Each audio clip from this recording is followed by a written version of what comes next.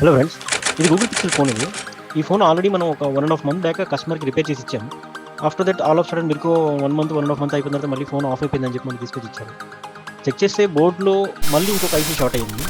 Customer అడిగారు, ఇది మళ్ళీ ప్రాబ్లమ్ ఎట్లా రిపీట్ అవుతుంది, ఎందుకు రిపీట్ అవుతుంది అని.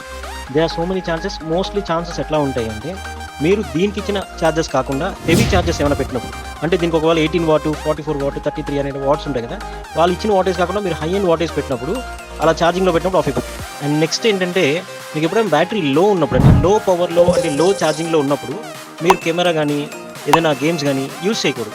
మీకు ఆటోమేటిక్గా కొన్నిసార్లు కెమెరా ఓపెన్ చేసినప్పుడు అది ఇండికేట్ ఇచ్చేస్తుంది అనమాట, లో ఛార్జింగ్ ఉంది, దానివల్ల కెమెరా యాప్ ఓపెన్ అవ్వదు అని. సేమ్ అలాగే కొన్ని యాప్స్ కూడా నోటిఫికేషన్ ఇస్తాయి. మీరు ఎప్పుడు కూడా మీ ఫోన్స్ ఏదైనా సరే లో పవర్లో ఉన్నప్పుడు ఎక్కువగా యూజ్ చేయొద్దు. It's very much better to your phones. And next, ఈ వీడియో మీకు ఇన్ఫర్మేటివ్గా అనిపిస్తే కనుక మా ఛానల్ ఫాలో అవ్వండి. ఈ వీడియో చాలా ఎక్కువ మందికి షేర్ చేయండి. Thank you.